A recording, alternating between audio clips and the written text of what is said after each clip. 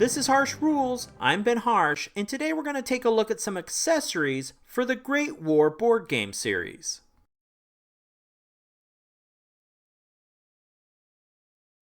Let's begin by looking at a Kickstarter exclusive for the base game. Backers received this set of 8 metal generals. I've checked around, but I don't currently see any rules for integrating these generals into the actual game. This is probably something planned for a future expansion. Each of the 8 miniatures represent a general from a specific nation. There is a general for the British, German, French, US, Russian, Austria-Hungary, Italy, and Turkey. Each general figure is modeled with a specific uniform representing that nation.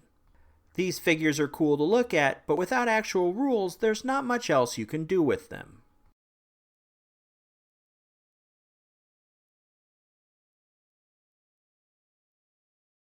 For the remainder of this video, we're going to be looking at World War I tanks. Let's begin by looking at the tanks included with the tank expansion. This is the British Mark IV, the male version. So how do you tell the male version from the female version? Well, by the size of the male's guns. The male is equipped with Hotchkiss 6-pounder cannons and larger sponsons to support them. The Hotchkiss cannons were originally designed for naval ships and later re-engineered for tanks with shorter barrels.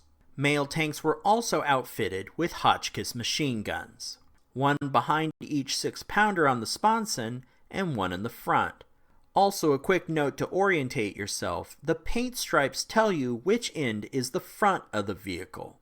It also told participants on the battlefield which side this tank belonged on. Another Kickstarter exclusive for this game, which I don't have, is the captured Mark IV painted with iron crosses.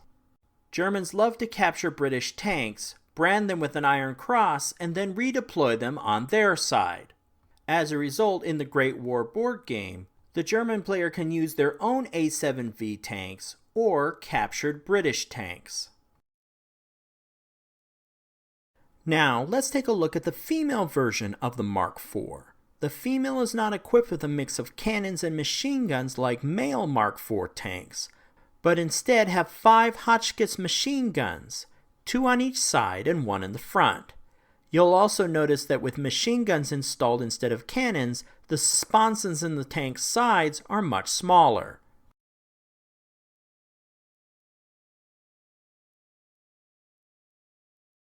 It's hard to believe, but Germans were not that interested in tanks in World War I. They only produced 20 of these German A7V tanks.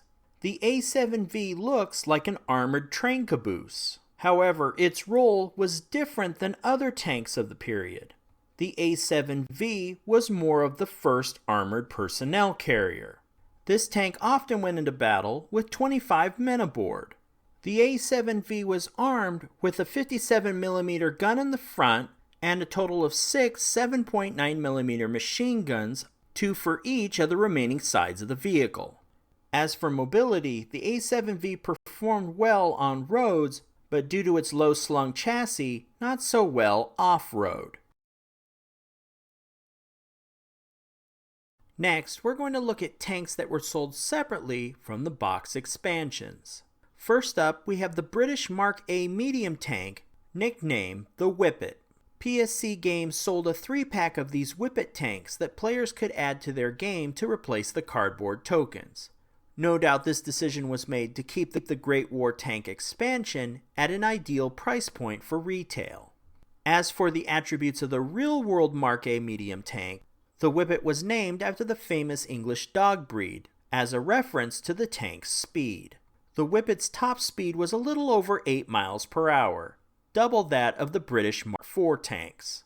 This tank was designed for fast mobile assault and armed with 4 303-inch Hotchkiss Mark I machine guns.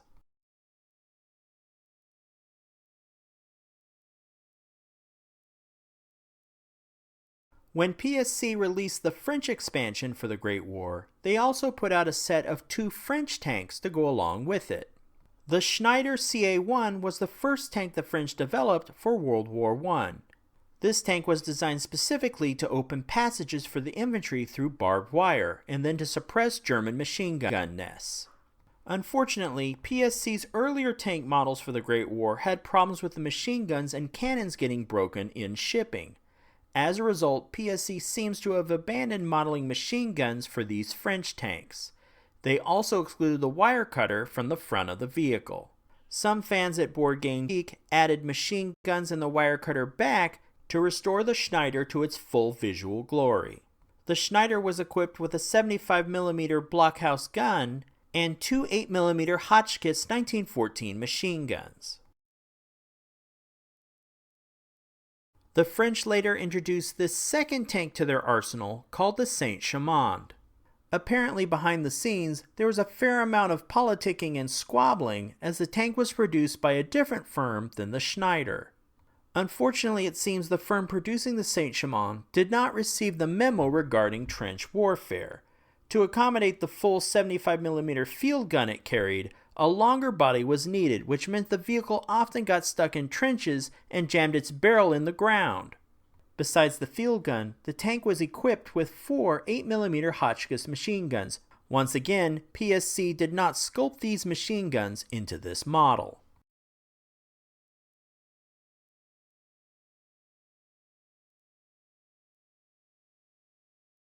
Hopefully you've enjoyed this closer look at some accessories for the Great War board game series. There are several neat miniatures on the market, and I wanted to experiment with a new type of video to showcase them on the channel. Let me know what you guys think in the comment section below. If you found this video helpful, please give me a like and share with your friends. To be the first notified when the next episode of Harsh Rules becomes available, please hit the bell icon for notifications.